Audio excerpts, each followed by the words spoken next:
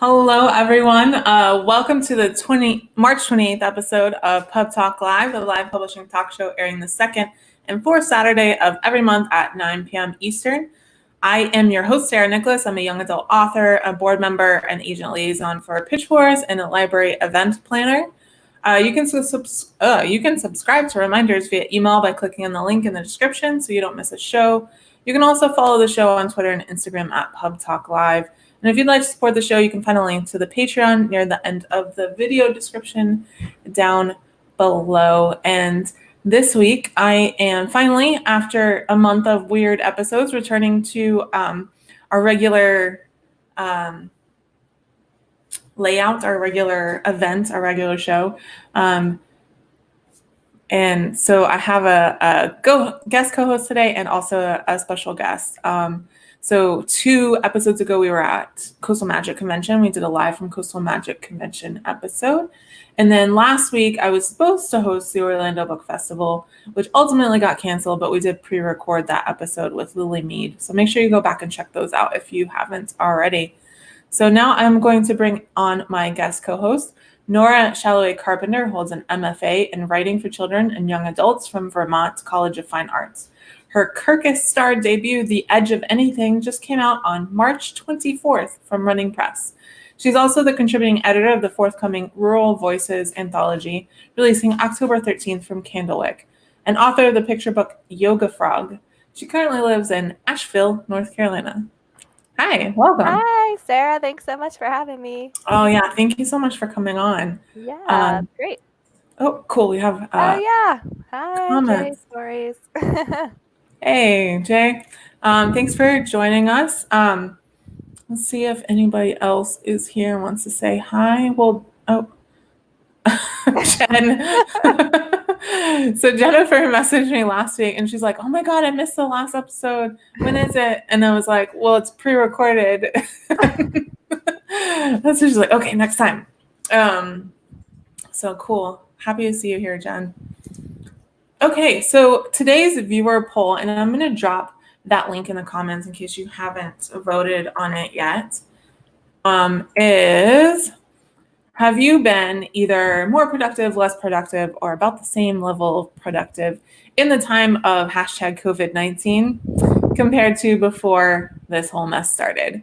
And I wanted to do that poll because I was seeing a lot of kind of like dialogue around that topic. Like some people are like, oh, you have time, write that novel. And other people are like, pandemic is not a writing retreat. So yeah, I'm really interested to see who is having lots of extra time. Yeah. Maybe if you don't have small children.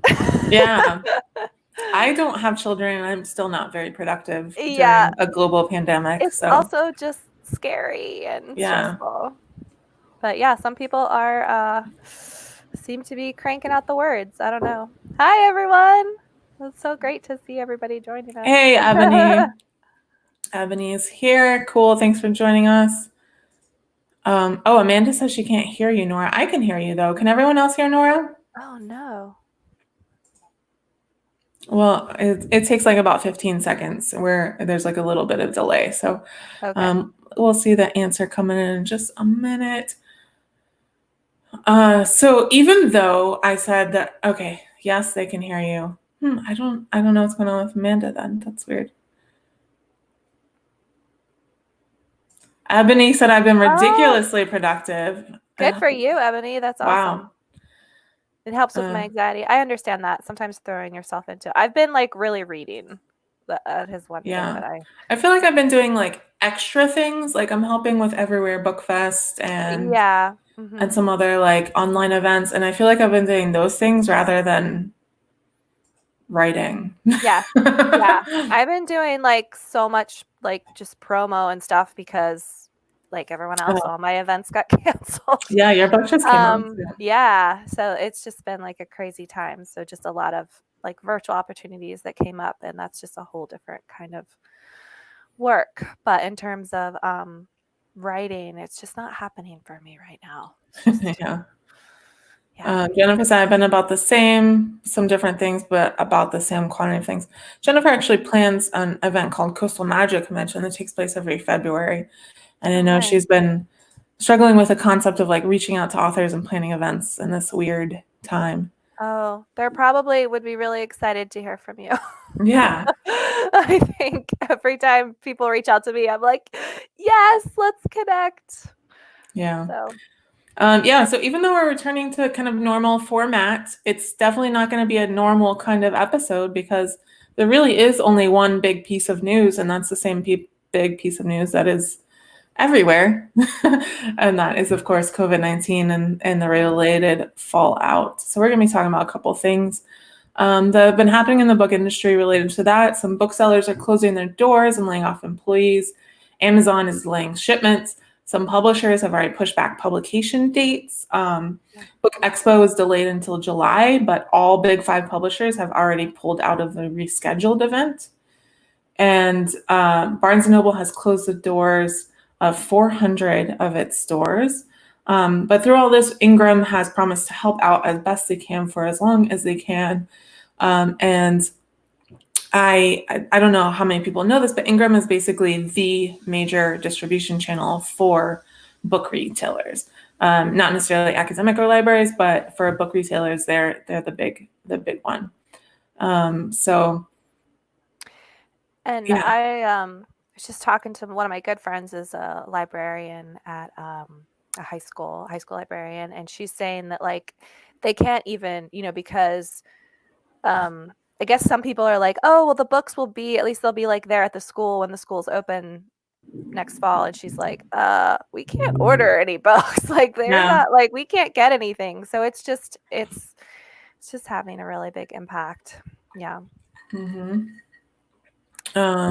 Let's see. I see that Jennifer says some are too in the moment to think of next February. And that makes sense. Yeah. Like there's a lot of stuff that's being put together. Everywhere Book Fest, like that's super exciting, and a lot of people are working so hard on that.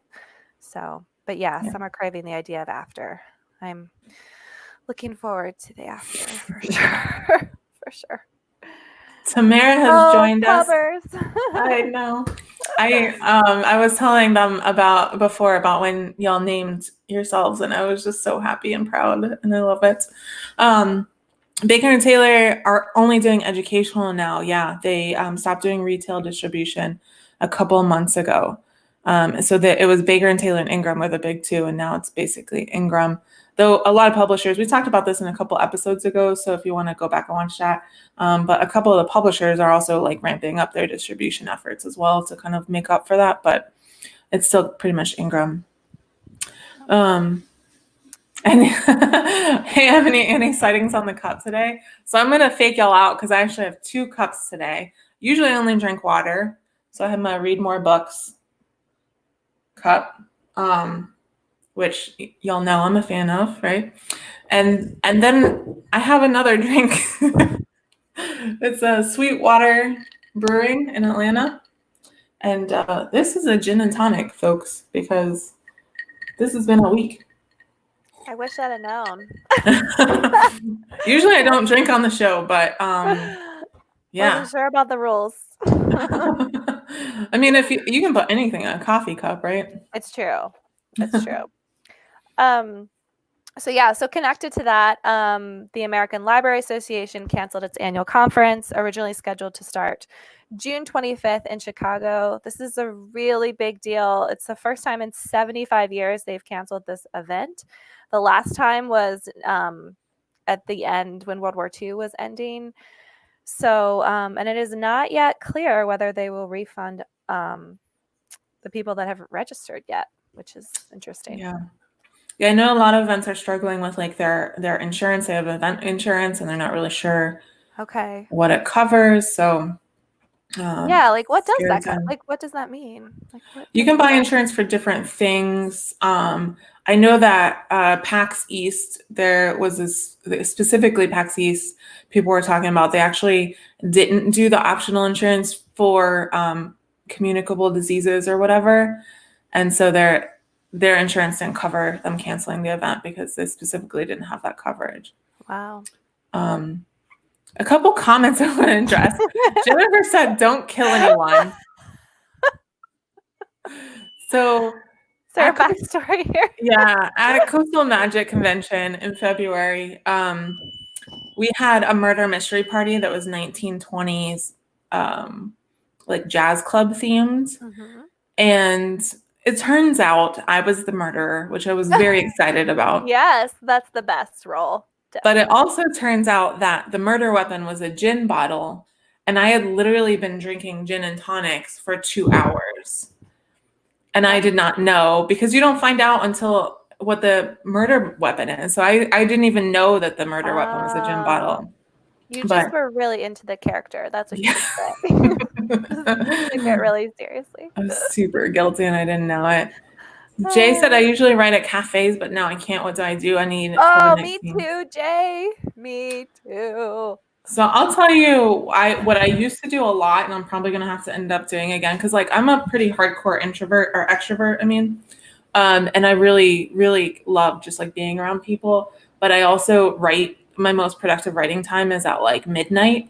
So I can't go to most coffee shops and stuff. What I used to do was I would put the TV on, usually like Law and Order or something that I didn't like really care about, you know?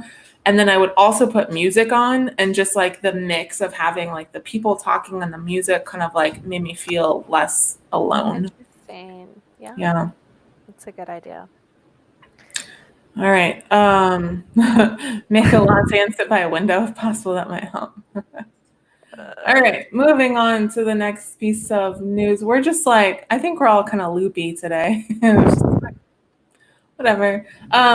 So a lot of publishers, especially children's publishers, have relaxed their fair use policies to allow teachers and librarians and others to host virtual story times. Each publisher has different guidelines, though, so make sure to check those before filming. Mm-hmm. And I think most of them are supposed to, they either do live events, right, that then expire, or if they're recorded, they have to be taken down like after June, right? Yeah. Is that the deal? Yeah, a lot of them have rules like that, or it has to be like a limited, like not so everyone can see it or something like that. Yeah. Have you done any recordings for the library? Yeah, like or reading your stuff or on social media or anything like that? Not reading my stuff. That was one thing I wanted to mention, though. So a lot of people are talking about authors giving permission, but actually most authors, traditionally published authors, don't actually have the ability to give this permission because their copyright is licensed to their publisher. So it's actually the publisher in most cases who has to give the permission. Most authors have something in their contract that says they can share up to a certain amount of words on their own, and they can do that. And so if you're like yelling at an author because you can't read their book, you're yelling at the wrong person. Right. Oh my gosh. Yeah. Jay, the problem isn't being alone, it's my dog who doesn't let me ride at home. I get it. I have 3 children that don't leave me alone. Oh no. That's probably worse. It's really the toddler. The 2-year-old. She can't be reasoned with. Yeah, my cat sometimes just decides she wants to be on my keyboard. Yeah, they will. We have a cat too, and yeah, she just jumps right up on my laptop. It's crazy. Yeah, and also even if a publisher is given you permission for the story time or whatever, that doesn't mean like all copyright laws have been suspended, which we're going to talk about a little bit. Yes. Yeah. If you have some good news for us. Yeah, I do. This is really exciting. So NaNoWriMo has launched Stay Home Rimo with not only writing challenges, but also with challenges to support your physical, mental, and social well-being. And I printed out one of the pages so you can of see like the way they do it. And I love it because it's a self-care checklist. So it starts with mental well-being. So like the first one, day 1, put your phone in a drawer for half an hour and give yourself a break from the news and social media. And I was like, yes, right? Like that. Yeah. I tell myself that's what I need to do every day. And then I'm just like obsessively on there, like not being productive and getting all worked up. But that's so good. And then like there's a writing prompt for creative well-being. There's a social well-being. So like how you can connect while we're in isolation, and then a physical well-being. And they're not like workout for 30 minutes. Like they're just like really small. Everyone can do them. Just take a couple deep breaths, or something for 1 or 2 minutes. So I was really impressed with this. I liked it. Yeah, I get the emails, and I've been like kind of scanning. I'm not like actively participating, but I'm like scanning Okay. them, every Yeah. day. And I'm Mm-hmm. like, oh, this is cool. This is I did when I was at work last week when kind of everything started escalating. Yeah. Yo-Yo Ma had posted a video of him performing a song on Twitter. And I don't know why, but I was like, okay, let's play this. And I sat back and like didn't look at my screen for 2 minutes. And just like Uh-huh. that 2 minutes was super relaxing, and just like I got to be in my own head for a minute, Yeah. So No, it's amazing. Like now I've started to leave my phone at home when I take my dog on a walk mm, or if my kids are joining me. And I mean, usually I'm like, oh, what if there's an emergency? I need to have my phone. But I mean, everyone's like with me and we lived without phones before. So I'm like, it's fine. yeah. We'll do this 15-minute walk. And I always feel so much better, Mhm. like not tethered to the phone. The constant barrage of bad news is really suffocating sometimes for sure. Yeah, I've been watching more Netflix than usual. Oh, I want um, to. oh, I'm sorry. I Skyped with my nieces right before this, and my nieces are 5 and 1, Oh, yeah, and yeah, similar. Alice, the oldest, like she was just like out of control, just like showing me her foot and like wouldn't answer any of my questions. And her mom looked at me, and I was like, "Oh, you've been dealing with this for a while." It is. And I was like, "I Yeah, have to go. I'm gonna be on TV." And she's like, "You're gonna be on TV?" And I was like, "Yeah," because she didn't know she knows what YouTube is, but she didn't right, really understand. right. And she's like, "Can I watch?" And I was like, "Yeah, but it's gonna be super boring." Yeah. Yeah, my husband had to put all the kids to bed tonight, and so, like, 2 of them were crying, and they're like, "We don't understand why we can't come into your office." And I'm like, "Please, just" Yeah, but it's fine. Yeah. It's good So to be around them. yeah, for a while, right? Yeah, right, yeah. Usually I get a little bit of a break, and now it's just Furious Fiction is a good event held on the first Friday of every month that helps me to refocus. Oh, I don't know that one. Do you know Yeah, I that don't one? know Can that you one talk either. about Mm-mm. Oh, Tamara, can you tell us more about that? Yeah, drop us a link or something. Yeah. Um, Jay said, irony is that I was about to attempt writing, then your show started, so now I get to blame you. That's fine. We'll call it education. This is Yeah, education, so it's that's part of right. writing. It's writing related. So in addition to NaNoWriMo, a lot of other places are doing kind of things to help lessen the impact of everything that's going on. And Publishers Weekly has a roundup of resources kidlit publishers and authors have released to assist with children stuck at home. There you go, Nora. Yeah. The New York Times Yep. also did a roundup of authors posting additional children's content. You can find both of those links in the description later tonight, along with the links from Publishers Weekly on kidlit books and industry events affected by the coronavirus.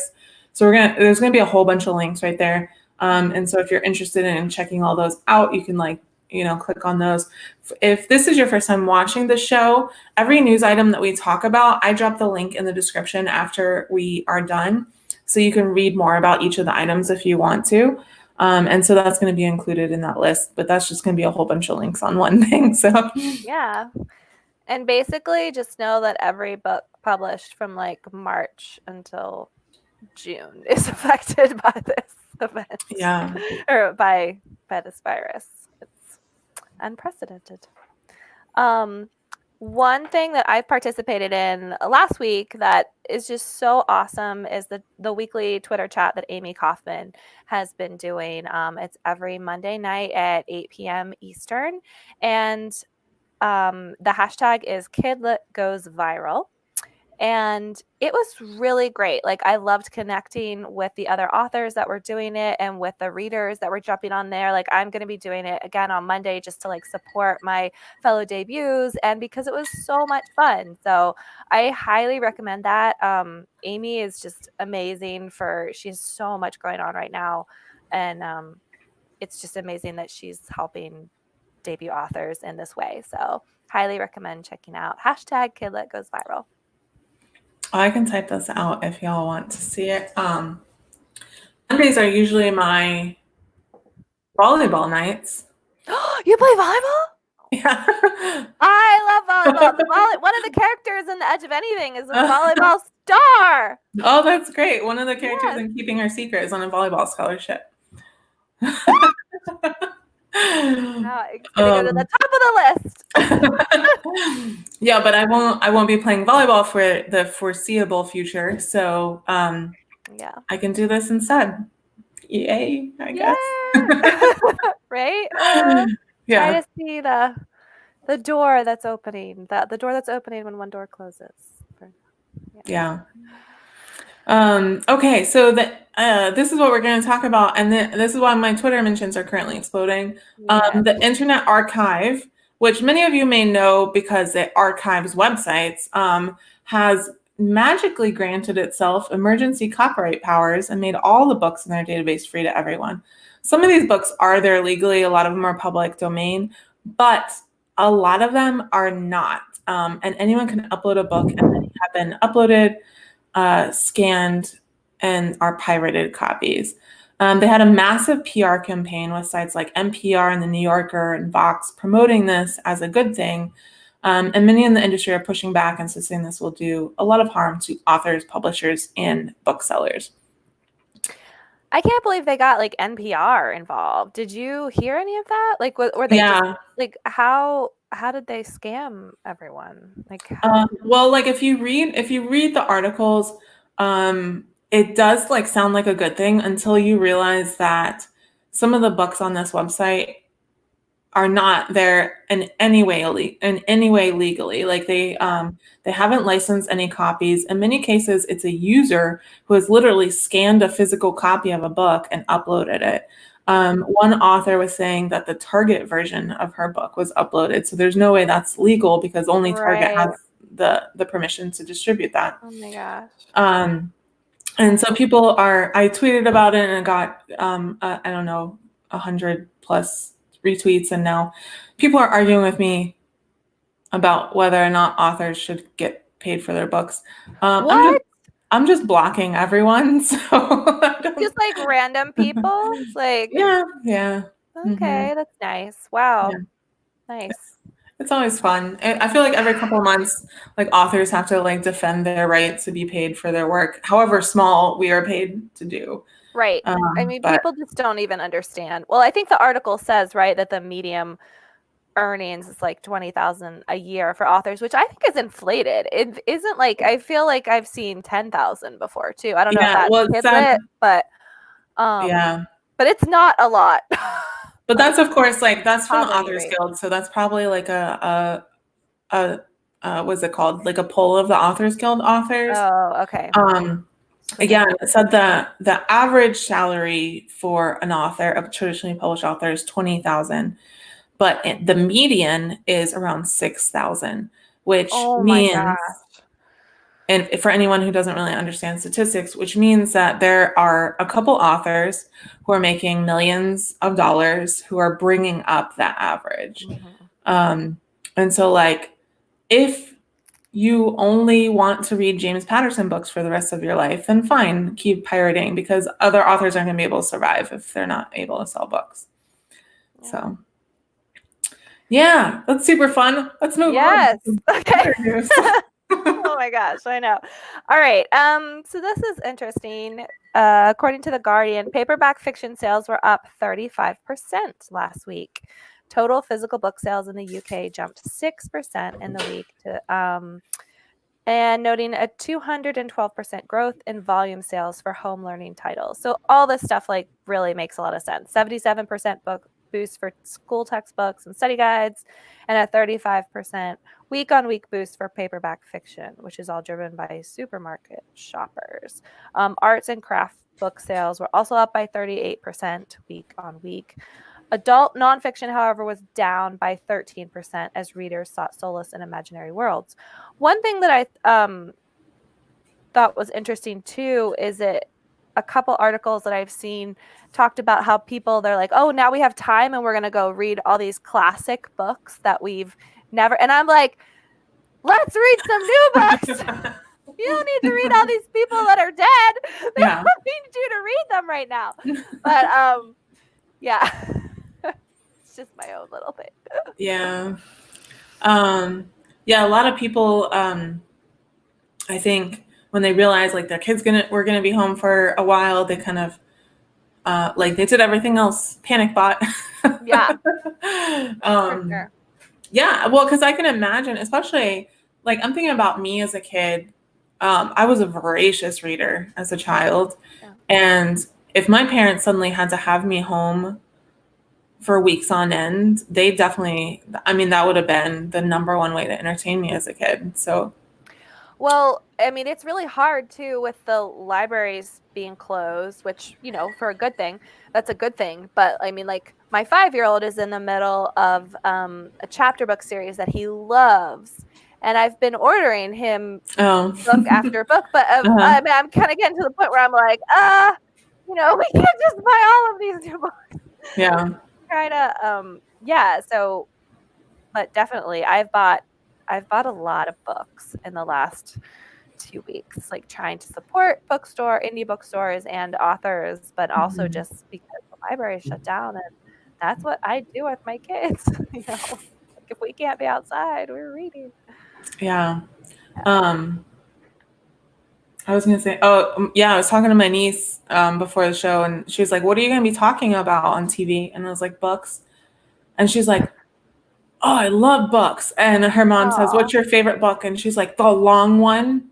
A long one. But it's because like they read before bed, and so the longer the book is, Yeah. like the Mhm. later she has to go to Yeah. bed.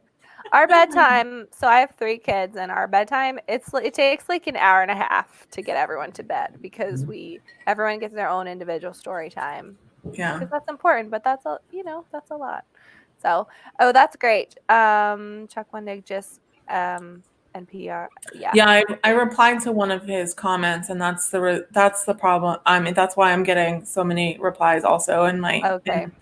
is so Chuck is actually a friend of mine, and Oh, cool. I really like him, but every time he retweets me, I just like brace for impact because I feel like he has people who follow him who just like love to argue, Oh, and so yeah. um, I have a niece that I love your niece. I love her too. She also told me she really likes a story called Butterfly in Butterland. And it's about a butterfly who lives somewhere where everything is made out of butter, but then the butter turns into chocolate chips. Pretty sure she made that up. Maybe she Pretty can sure write that's not it. real. Right. Yeah. Maybe she can And write it one day. I was like, I'm gonna have her on as like an expert one day. Yeah. So Okay. Time Magazine, if you're interested in connecting with more people about books, they have a list of 10 virtual book clubs you can join. And they also provide guidance about how you can start your own. Mhm. And I'm going to have that link down below so you can find it if you want. But I know a lot of people are doing virtual book clubs right now. So if you're looking for one, go for it. Yeah, there were a lot listed on there.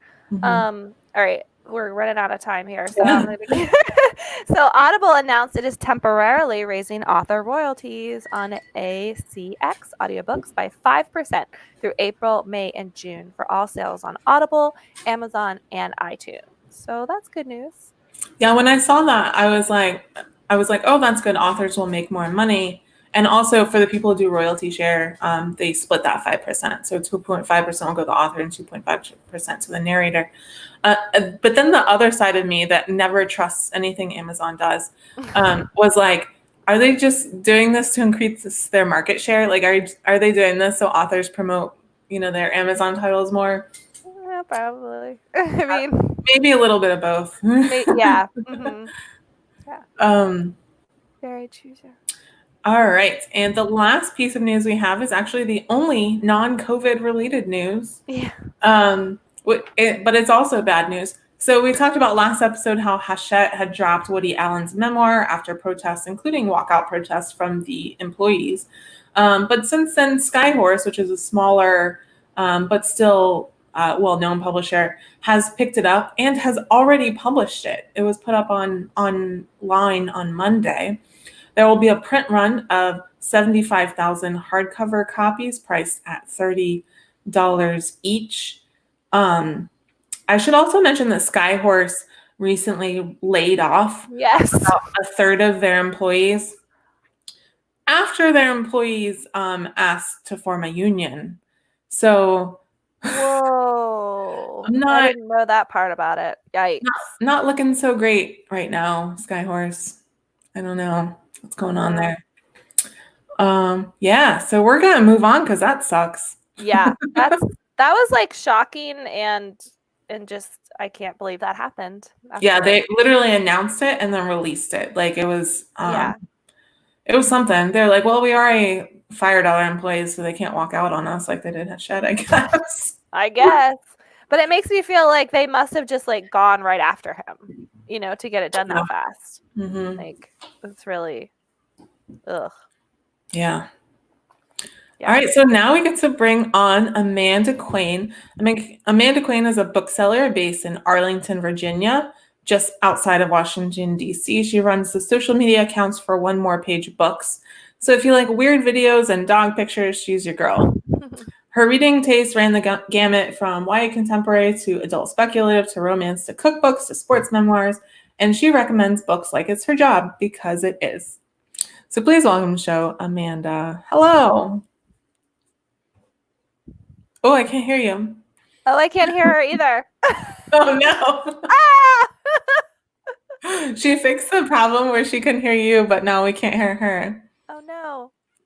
Try unplugging. Oh, maybe it's a earpods thing. I don't know. Oh, I don't know what you're saying. Can you hear us? Okay, you can hear us. Hear. Can you disconnect your earpods? That might be like from your phone. Sorry. We tested this before. I swear it worked. Oh, I'm hearing something. Yeah, I heard something too. Click. Can you guys hear me? Yeah. Yes. Okay. Okay, cool. There's like a weird sound. What is it? Are you hearing that? Alien. It's like it does sound like an alien.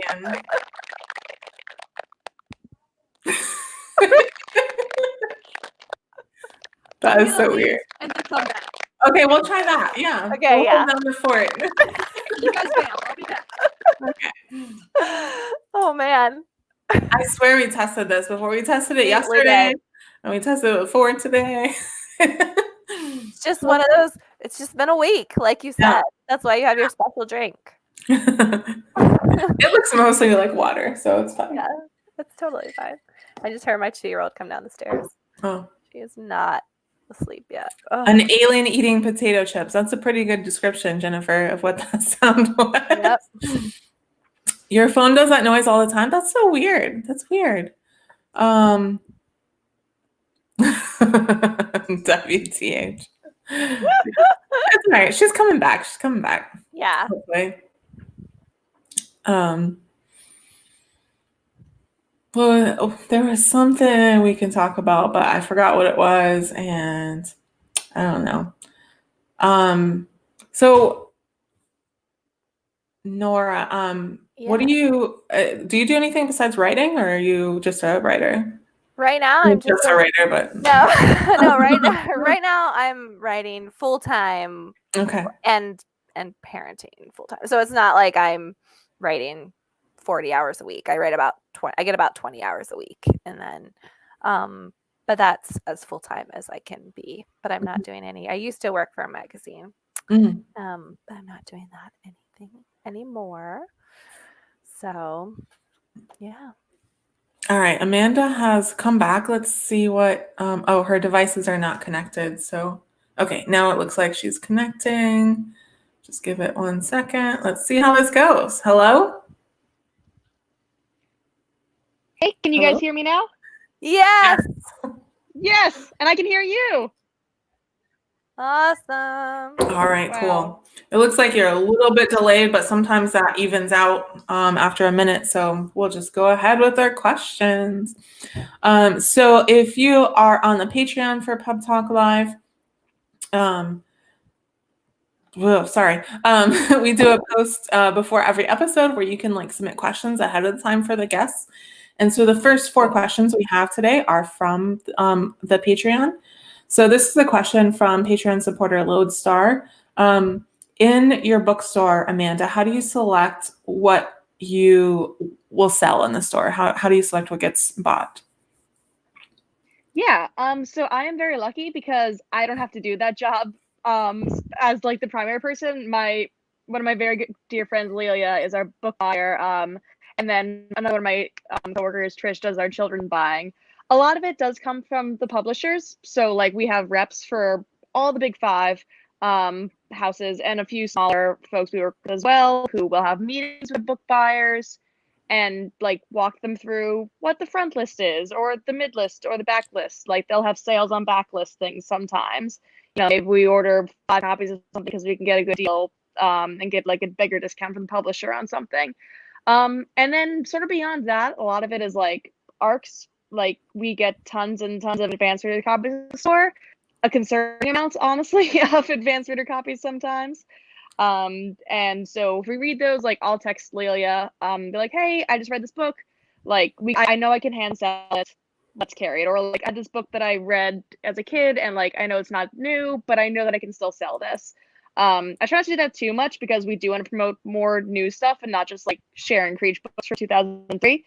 But there's a couple that like I feel like each of us has a couple books that like we wouldn't normally stock, but like I know personally I can sell 3 copies a year. So we're just gonna keep it there and I can sell those 3 copies of like a weird genre and they don't have otherwise. Cool. Yeah, nice. Yeah. So the Yeah, next it's fun. question is also from a Patreon supporter, Jay Lynn. Does your store host author readings or book signings, and what goes into organizing such an event? Yes, that is a great question, Dalen. We do a ton of those. It's something we pride ourselves on because we get a lot of authors to DC and Virginia is very close by. So we can often get authors who do both, or, you know, we are like the DC stop for a lot of authors. Plus we host a big, if you all know the Novatine Book Festival, that's hosted by our store. Not this year, but normally in years where it happens. So yeah, it's super cool. A lot of it is just like, first off, you either have to, usually either like the publishers will reach out to you and say we want to do it, or we have to like apply for an author, unless we have a personal relationship, and then you can kind of skip the middleman there. And a lot of it is promotion. I do a lot on social media, although I will say no matter how much promotion we as a bookstore do, the best promotion is always by the authors, because those are the people who are your fans. So we'll get people in the store who like just know the bookstore and the author seems interesting, but authors doing the promotion for that, like as much as they can, is always the most effective way of getting people there. And then you have to guesstimate how many books you're going to sell, and how many people you'll have, because you need to order a certain amount of books, and you don't want to end up with a bunch of books that you can't sell because they cost money to return a lot of time. You sort of play that game, and like every now and again you get a night where you have exactly as many books as people want to buy the books, and like, my God, that is one of the best feelings. I love it. And then yeah, day of, you just like try to control the chaos as much as possible and hope for a big turnout. And we get them a lot of the time. We've got a really loyal fan base of customers who come out to our events, which is great. Do you have like a special events place in your store, or how do you structure your events setup? Yeah, so we're a pretty small store in terms of space. I don't know what our square footage is because I have no sense of square footage. But all of our shelving is on wheels. So we just like shove it out of the way, and you basically get a huge empty space. Yeah, it works out really well. People come in like before we set up for events. They're like, is there going to be an event here tonight? I'm like, yeah, don't worry. I can just kick this shelf to the side and you've got space. So we can fit about like 80 people-ish in our store for events. Yeah, and then if it's a bigger event, we have like a space next door in an apartment building we rent sometimes. Like the last time, a couple times ago when we had Victoria Schwab, we did it in there because you get like 200 or 300 people in there. And then we also work with the libraries and local schools for like really big authors. Once you sort of go over that like 150 mark to like 500, 800 mark, we tend to use a library or a school for the space. Cool. Yeah, I work in events at a library, and so yeah, sometimes we'll work with local bookstores. We have a space that can comfortably fit 300 and up to 500 if needed. And so when we have like a bigger event, like we had Kate DiCamillo come in, you know. Fun. Yeah, I love that you said that though about like really it's the author promoting the event that has more impact. Is something that I have to try to get across gently into a lot of people who want to do events at the library. Is people don't just come because there's an author event; they come because they care about the author. So very few people will just come to whatever author event, you know. Yeah, there's always a couple of those, but like, and those aren't people who usually buy books, which for us is like, it'd be great if we have a lot of people there. We need a lot of people there who are going to buy the books because that's how we afford like the extra staff for an event and the extra staff time that goes into planning an event. Yeah. Cool. Okay, so we have another question from Lodestar, and Jay had said, where is it? Lodestar is busy, but texting me, and he says, I can't tune in, but we'll watch ASAP. Cool. So yeah, whenever. Hello, future Lodestar. I know. Sarah said, or Ebony said, Sarah, your library looks huge. I hope to come visit you in person someday. Yeah, come on down for whenever we have the next Orlando Book Festival. All right, so another question from Lodestar. How does your store help or support local writers and self-published authors? So I guess that's two questions, really. Yeah, but it's like he's a semicolon, so it's chill. Yeah, I mean, we do a lot of launch events for local authors, self-published or otherwise. That's something we really always enjoy doing because like launch events are so much fun. So are other book events. If you have launch events that are not happening or canceled, all events are great, but like especially if you have like their family comes down, they like people will bring cupcakes and things like that. So we do that. We don't do a lot of like consignment-based stuff for self-published authors in our store just because again our space is really small. So we tend to learn more about those authors through events, or because we've been expanding our romance section in the last couple of years, and you can get some really great self-published stuff there. So we'll have some stuff there. But yeah, like a lot of it is events and trying to promote people that way. Because if you have a cool bookstore where you can get people out, and also if you can prove to us that you can get people who are going to buy your book, yeah, then we'll stock it. It just you got to make sure that people come in and buy stuff. Yeah, we actually have like a written policy at the library. We don't do standalone author events unless it's a major, like award-winning or New York Times bestselling author. But the one exception to that is exclusive book launch events. Because fun. People do come to those because, like even, no matter how popular an author you are, usually you have friends and stuff that come to them. And the thing for us is we just don't want to have an author and have like 3 people show up and then everyone feels bad. And right. No one wants that. And it happens to everyone. So like sad. It happens to us. But like the more you can avoid it, the better. Although if there is an author event with how many people there, we ask really interesting questions of the author. So and every author who comes to our store and does an event does get chocolate at the end of it. So no matter what happens, you'll leave with chocolate because we sell wine and chocolate in our store as well. Oh, so that's pretty helpful. I know, right? Yeah, write down 1 more page books for your next tour. Right. That sounds delicious. Yeah. On the other hand, do wine tastings with our author events. Oh, nice. What? Yes. Right. Yeah, I've heard quite a bit about your store, and actually saw someone who's working on Everywhere Book Fest works there. Yes, I think Kelly Dwyer is doing. Right. Yeah, because we had originally Novatine got canceled. Novatine was supposed to be March 14th. So we weren't like the first ones to cancel by any means, but we were sort of on the earlier end. Like when we had to make the cancellation call. It's wild because like we made the call on the Monday before, and like at the time we were really debating it because like we lost a lot of money in sales from that. It's probably one of our top biggest sales days for the bookstore. And so that's a lot of lost profit. And like even 3 or 4 days later, like the idea that we were debating it was like so weird. But yeah, so I reached out to Ellen initially about that, and then once things sort of went bad everywhere else, it's like, Kelly, please. Kelly's amazing. She stepped in as coordinator for Novatine this year and killed it. And she is at home and doing amazing stuff for Everywhere. So I'm excited to see how that pans out. I'm really excited for Everywhere Book Fest too. It's gonna be awesome. Okay, so We have another question from Jaylyn. In a world with Amazon Prime, what do you think are the top 3 benefits of going to a brick and mortar bookshop, preferably small business? Yes, definitely. This is a great question, and I will start off by saying that if you want more information about sort of going against Amazon, there's an amazing zine by my fellow indie bookseller Danny Kane at Raven Bookstore in Lawrence, Kansas. He's an amazing human being, and he wrote a zine called "How to Resist Amazon and Why." And you can order it directly from him. You can order it from Microcosm Publishing. You cannot get it at Amazon because once it started getting some buzz, they're unavailable. So weird. I wonder why. Yeah, it's such a strange thing. It's great that they are promoting censorship as well as being like all the other stuff they are. So I'll definitely hit some points, but everyone should read that. It costs like $4.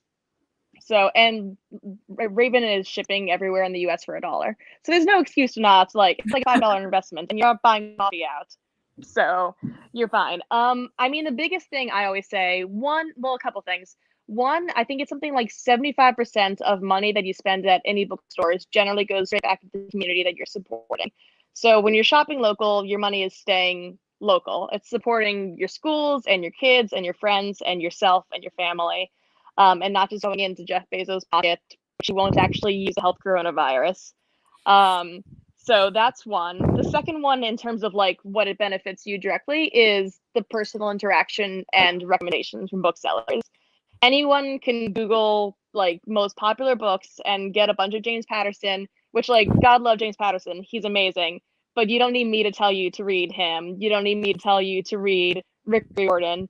What I can do is find the debut novels, the books that maybe came out a couple years ago and flew under the radar, the books that you don't know that you want to read yet, and put those in your hands. Like, I still remember when I was probably like 7 or 8 years old, there was this cool bookstore where I lived in Miami at the time called Murder on Miami Beach, which is a great name for a bookstore. And it was all mysteries and with a couple of other things thrown in. And I had gone in for the newest Mary-Kate and Ashley mystery book, and they did not have it out yet because I was reading them too quickly.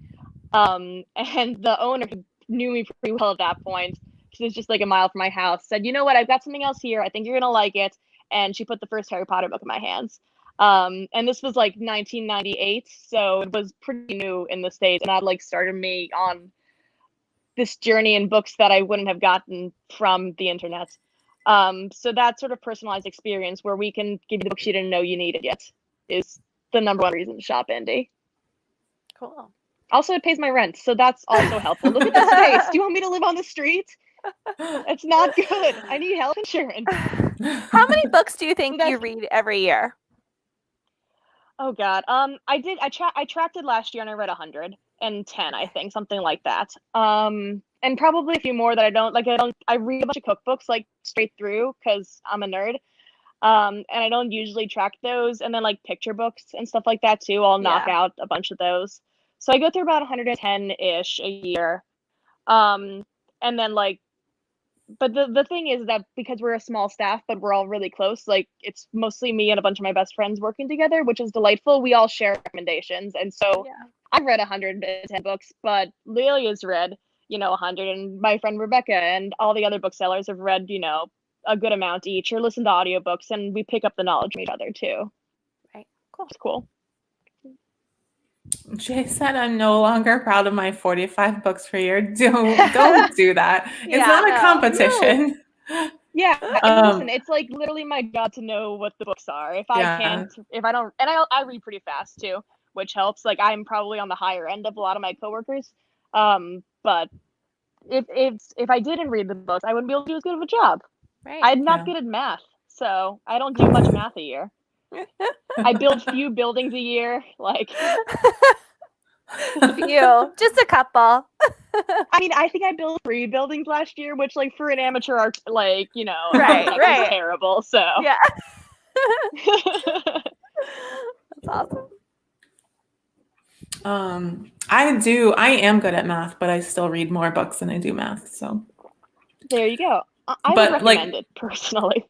Pretty much any like book related organization I'm like involved in, I end up doing all the math in Excel.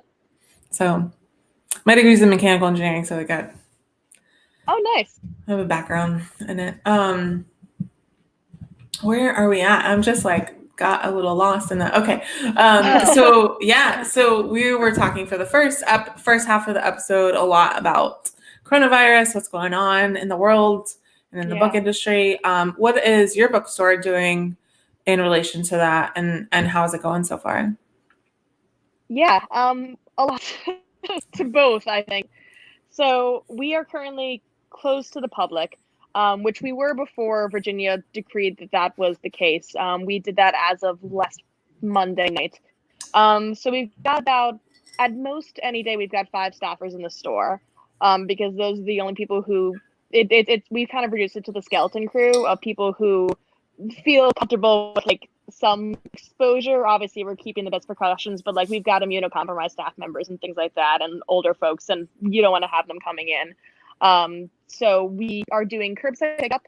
So people like can order on the phone or online, and then we put when they tell us they're here, we put their book in a bag on a chair outside, our safety chair.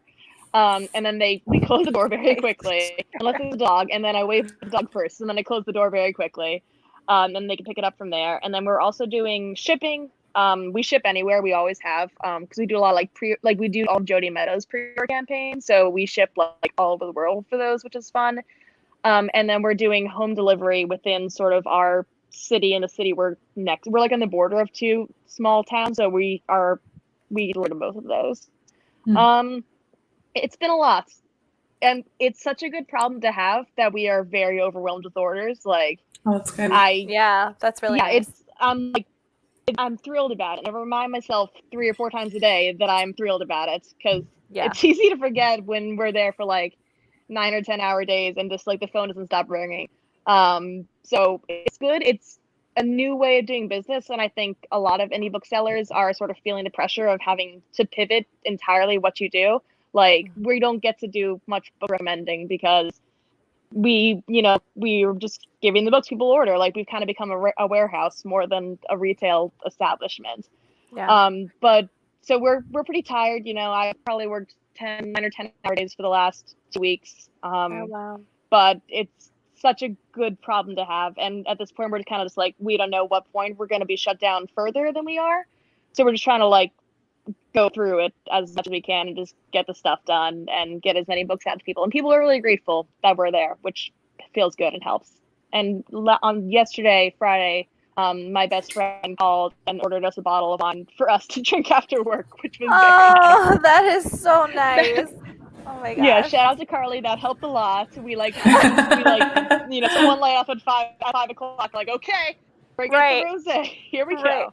Oh my gosh. That's awesome.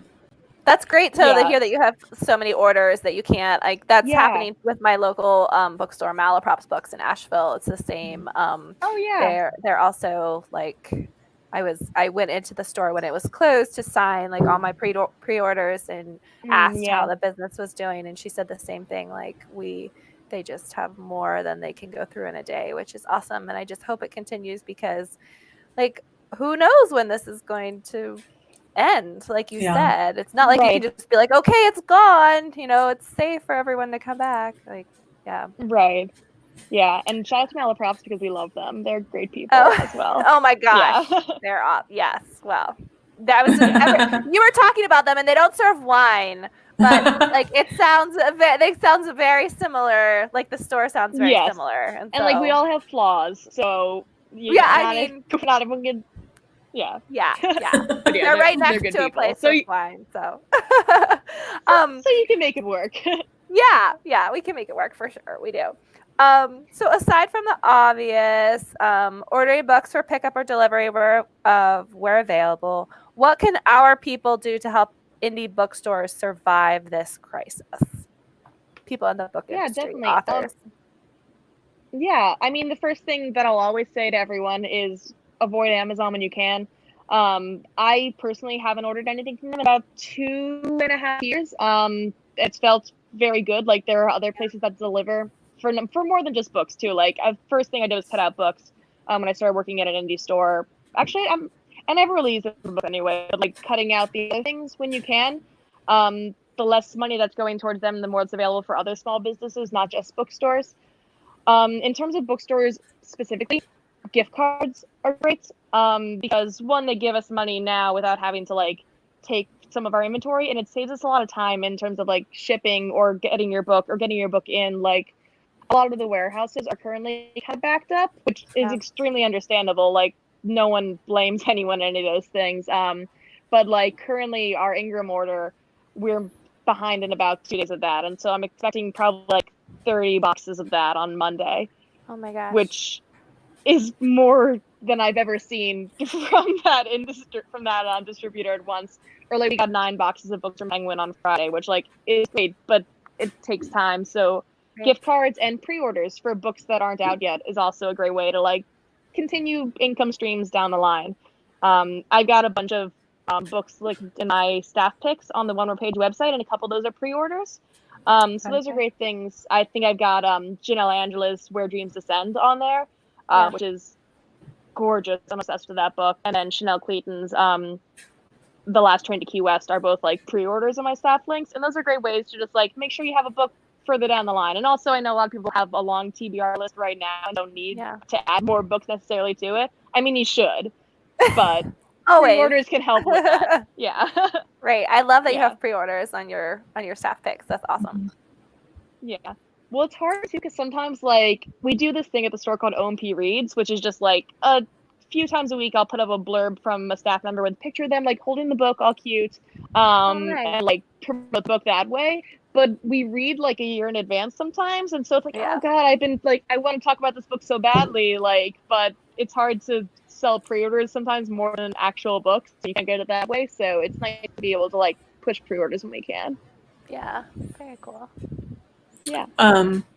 Jennifer said I haven't used Amazon for many, many years, and I know this about her. I know Jen, and she like absolutely refuses. I have like a rule where I won't order from Amazon unless I've gone to 3 stores and they don't have what I want. And the only reason I even order from Amazon is because I still have my X Prime account. Like if he cancels it, I'm not going to be ordering from Amazon. So yeah, I mean, like listen, I definitely don't want to shame anyone's choices. Like we all make the choices we have to make. But Danny Zine again is great for a lot of that stuff too, because like I didn't know about a lot of things until he talked about them. He's just a great person. I love him. I have like a bookseller crush on him. It's fine. I love that. A bookseller crush. Yeah. Aww. Have you read Rob Hart's The Warehouse? Ooh, no. Oh, you should. So Rob, it was actually one of our first like audiobooks of the week on this show. But it's cool. I mean, it's the company's called The Cloud. It's not called Amazon, but it's Amazon. Oh, you know? I know the book you're talking about now. Yes, I haven't read it, but yes, I've heard good things about it. Like this like financial economic horror where Amazon is the only retail left in the country, essentially. And it's really scary. That sounds horrifying. It's like a dystopian thriller, kind of, I guess. Mm-hmm. Yeah. Okay, cool. I'll have to check it out. A recommendation always helps. So. And the audiobook narrators are great too. So if you want to. Ooh, nice. They have so the company is owned by this guy who I think it's pretty clear that it's modeled after like Sam Walton. He's like an older like Southern gentleman kind of person with like traditional like patriarchal values and such. And the narrator who does his parts is like so good.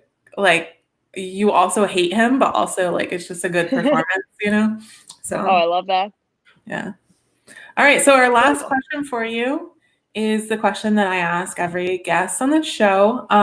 What is the most important what is the most important book you've ever read and why? Okay, so I've been thinking about this. Could you give me a little bit of heads up, which helped pass the time while I was sort of nervously staring into space for the first half an hour of the show.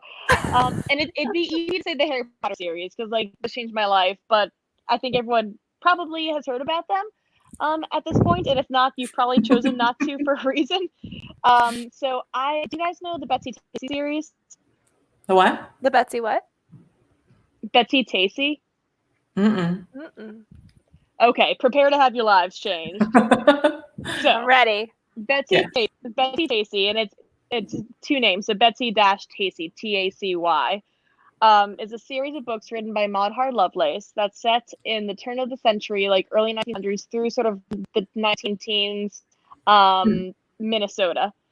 They're based on Maud's own diaries of her childhood growing up, and then published in like the 50s.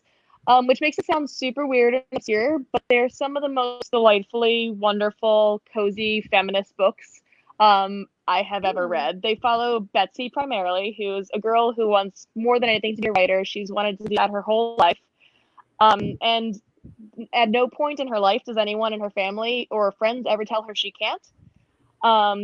She's living, it's like Minneapolis in like 1910, and her family's like, yes, you can do this. You want to. Like, her sister wants to be an opera singer. They're like, great, you're gonna succeed in that. And it like follows her family life. The first 4 books are from her age like 5 to 12. And then the 4 after that are her high school books. So a year for each year she's in high school. And then the next book after that is like her grand tour of Europe. And then the next one is like, it's called Betsy's Wedding, and it's her wedding and like her married life, leading up to World War I. And just the fact that like, one, they're just like such a delightful look at like a cozy existence of a family that just really loves each other more than anything and just want to be good people without being saccharine about it. Like, she specifically makes fun of saccharine books in the book, like all the like goody two shoes girls who like go to church all the time and like never do anything wrong. And like, and so they like are good people, but they still have fun about it, and like, have crushes on boys and have family dinners, but also just like want their dreams and aren't ashamed of it.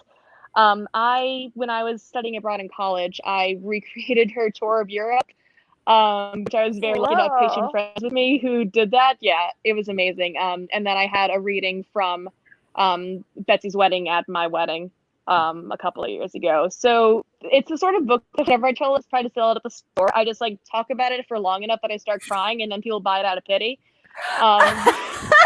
Which That's is a tactic. fine. Yeah, it works. They still buy it to take it home. But they are amazing. I tend to recommend that if you're not like reading with a child, you start with the first book in the high school series, which is Betsy, Heavens to Betsy. The earlier books are also great, but like they really kick off when she gets to high school and she like sort of discovers wanting like and dreams sort of beyond like her close town there. But yeah, they're amazing. Like, I got to a couple of years ago, my husband and I went to Minneapolis and went to Maud Hart Lovelace's house, which is what she based the house and the books on. And like got to see all the little rooms and like the things that were described in the book, and like her best friend's house across the street. And I just like cried a bunch. It was super chill. And yeah, and especially I think I've been selling a lot of them this last week because I think people want sort of like a cozy escapist right now. Yeah. And they just wrap you in a warm hug, which Minneapolis generally requires a warm hug. And like yes, Betsy Tacy Society is an amazing group of people. Like, people either don't know about it or they're obsessed with it. Like, Amanda's like, I know. The books. Yeah, don't even worry about it. Like Cabot puts the books as like one of her favorite series. Anna Quindlen did the introduction to a bunch of them. They're great. Everyone should read them, and you could order them at One More Page, and we'll ship them to you. So yeah, nice. I love that they've had such a big impact on your life. That's awesome. Yeah. Well, that's great. That's a great answer. Yeah. Okay, cool. Well, I want to know if Nora has one. Oh. What? I didn't. Oh my gosh. I'm not sure if I can say the most impactful on my life. But The Secret Garden really means a lot to me, and some of the messages that are in that book, and some things that I didn't really understand until I was older. Which I think I maybe still like come up in my writing now too. So that was very like I just want to see if you would make the face too, because I had some warning. I got 2 faces this episode. Ebony must be so happy right now. That's so funny. Cool. Okay, Amanda, thank you so much for joining us. If you want to find Yeah, Amanda thank you, on guys. Twitter, and you can find her website down below in the description. It's there now, so you don't have to wait until later. Go ahead and follow her on Twitter. 2 looks in one night, yes. You're welcome. Uh, No one can say I don't Nicely serve done. looks, so. It was great chatting with you, Amanda. yeah. Yeah, you guys too. Yeah. All And right. Well, enjoy your isolations. yeah, right. All right. Have a good night. Bye. You too. Oh, I cut her off when she was saying you too. My bad. All right. So I actually don't have an audiobook of the week because I listen to audiobooks when I drive and I have not been driving anywhere. So yeah, I don't have one. But Nora has one. I do. Yeah.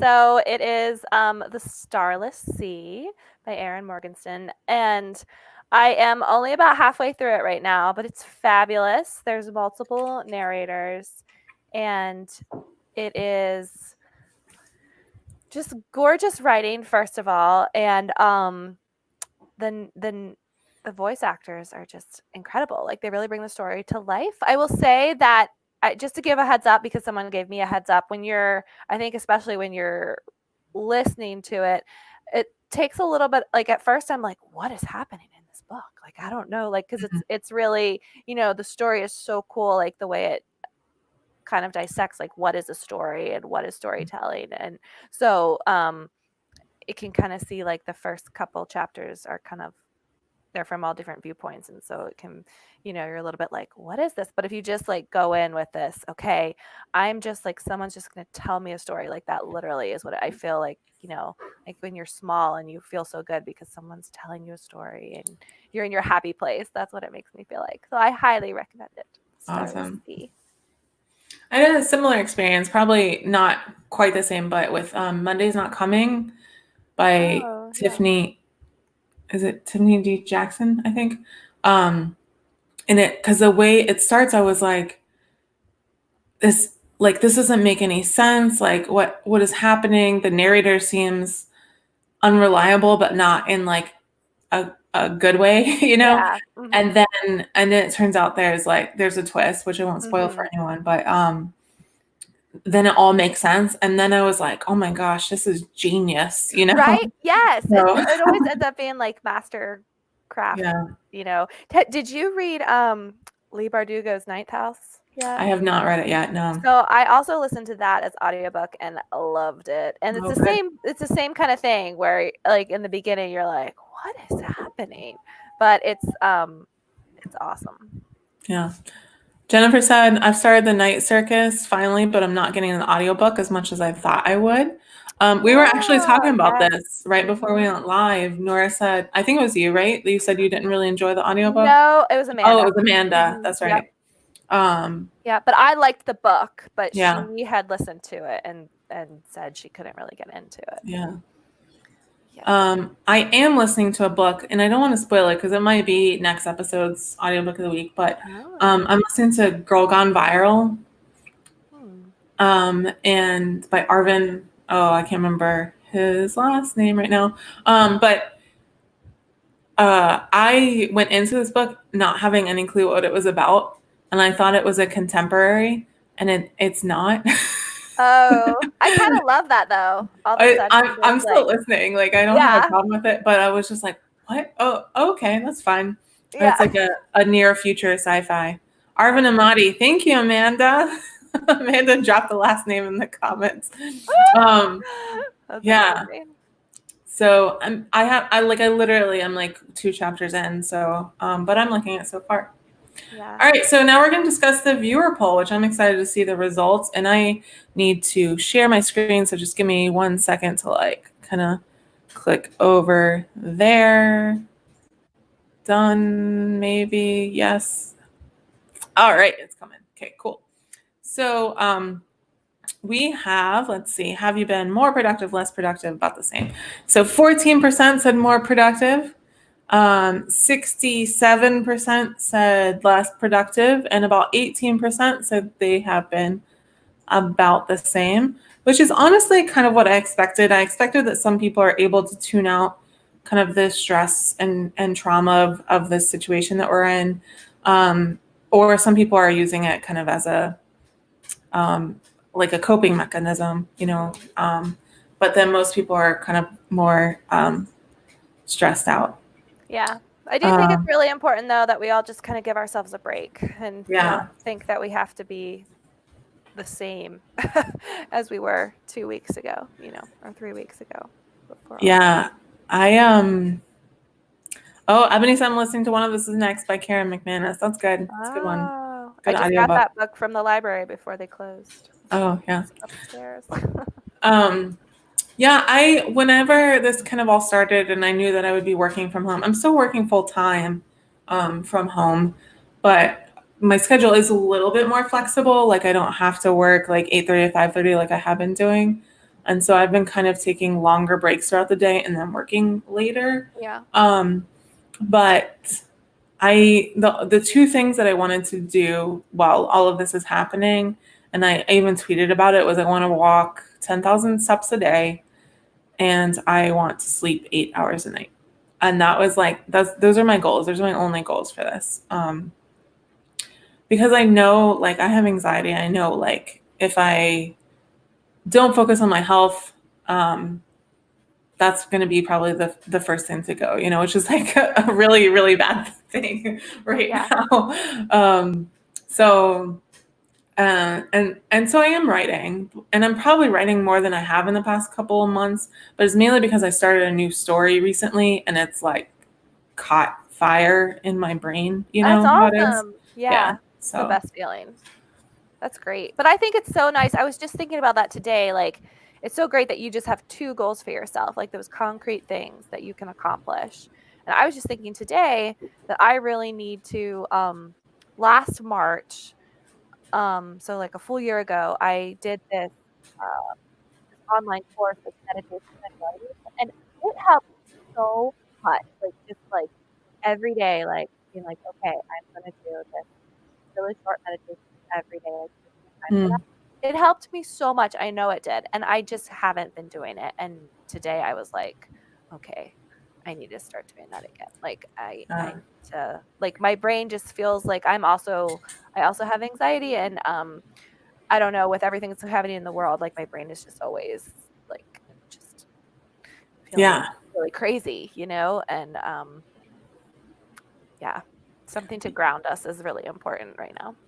Yeah, I carry a lot of the stress from anxiety in my body, and so like whenever I get really anxious, I actually cause myself like muscle tears and stuff because my body gets so tight. Yeah. And so my shoulders are so tight right now. And usually I get regular massages to help with it. Yeah. But can't. I tweeted about it and someone's like, oh, massage would be really helpful for that. I'm like, yeah, thanks. Yeah, right. Yeah. Okay. Oh, man. I know they were trying to be helpful, but I'm just like, yeah. And so I have to keep reminding myself to like drop my shoulders and like release my shoulders. And I tried to do a couple of yoga classes and like I was gonna say, do you have any yoga things? That's like one of the things I struggle with so much when I was doing yoga is like I would just find myself, my whole body would just be like tense. While I was trying to do the movements and stuff. I know this is not how it's supposed to be. Right. Yeah. Let's see what people are saying. I tweeted that I would have a goal about drinking enough water, but I literally just like guzzle water all day. So I never have to worry about drinking enough water. So especially at home where I have access to it. Yeah. I do have to worry about that because I drink a lot of coffee too, to kind of help me stay awake. Ebony said, I almost went to urgent care this morning. Panic attacks are real. Panic attacks are real. Especially when you're like stuck inside, you can't go anywhere. And I don't know about introverts, but for me, I'm an extrovert and it's just like exceedingly painful not to be around people. Me too. But yeah, let's see who else is. Well, Yeah, even if you feel calm, your body might still be dealing with the stress. That's one thing, especially with me. I'm glad you mentioned it, Jay, is like on the outside, I always seem very calm. I never seem like I'm stressed out. And that I think that's why I carry so much stress in my body, is because I don't express it very well. So let's see. All right, everybody's having tension. So find some yoga videos on YouTube. They're really great. I don't know, like I'm 36, but I do the yoga for seniors because like I am Yeah. not I'm not flexible at all and I'm not very strong. But so like I can do those and I feel great afterwards. And so if you're having trouble with like even the beginner yoga classes, sometimes I'm like, I can't do this. So if you find like the yoga for senior ones, I like those. I recommend those. Yeah. Any kind of there's also like yoga for pain, there's yoga for stress, like even on like YouTube TV. And this might sound kind of silly, but I have that Yoga Frog book, and I am going to be doing a reading. Somebody's asked me to do a reading of it, and like I have had adults write to me and just be like, I've never done yoga before, and this is like a really nice intro, because Cool. it's like a place to start. So yeah, check that out too. I don't know how we got on this subject, but stress and COVID. It's COVID's fault. Always. Yeah, all conversations are turning there right now. So we have a quote of the week, and longtime viewers of the show know that I chose all of the quotes for a year of episodes in October. And some of them have been like weirdly applicable to either the conversations or what's going on. And that is again true this week. So it's kind of weird. So the quote for the week is, "A book must be the axe for the frozen sea within us." Kafka. I love that. I know. And for a lot of people, I know a lot of people are finding solace in books right now. So I just thought that was really cool that we have that comment, what came up this week. If you did all of those at one time, where were you finding all your quotes? Like, did you have quotes collected already, or were you? Yeah, I have some quotes because I did write an article for Book Riot of like book and library related quotes. Okay. So I had some, and then I just kind of went to websites about book quotes, and I had a limit of like they have to fit in an old tweet of 140 characters. Okay. Because then they don't show up on the screen very well. They're longer. Yeah, and then I just put them in an Excel document because I was gonna say, did you do Excel for that? Yeah, cool. I do Excel. My entire life is in Excel. So okay. At Pitch Wars on the board, the committee, like everyone knows, like my line is like, oh, I can do an Excel sheet for that. Nice. That's amazing. You're the person that everyone wants on their team. All right. So that's pretty much it. Nora, thank you so much for joining us. Thanks so much for having me, Sarah. It was great. So we have your information in the description, your website and your social media and stuff, but The Edge of Anything came out on Tuesday. Do you want to just tell us real quick what that book is about? Yeah, sure. So it's a contemporary YA, and it tells the dual narrative of Sage and Len. Len is an outcast teen photographer, and she believes that she's slowly losing her mind. And Sage is a popular volleyball star, and she has devastating secret. And the story is about the unexpected friendship that saves them both. Oh, cool. And it has strong mental health themes. And volleyball. Yes, love volleyball. Yeah. All right. Avni, thank you guys. This was much needed. Pubbers for life. I love you guys so much. All right. So I'm going to say good night to Nora, and I'm going to close out the show. And thank you so much, Nora, for joining us. Have a good night. Yeah. Bye. All right, so if you enjoyed the show, don't forget to like and subscribe so you don't miss another episode, and tell your friends. That's how people find out about things like this. You can subscribe in the email. You can subscribe via email down below in the description down below, and the Patreon is in the description down below. Thank you so much to my Patreon supporters, You mean so much to me, and you keep me going every week, even when it's tough to get going. So thank you so much for all your support and just being there. The social media for the guests in the description can be found down below, along with the PubTalk Live social media. And thank you so much for watching, and I will see you next time.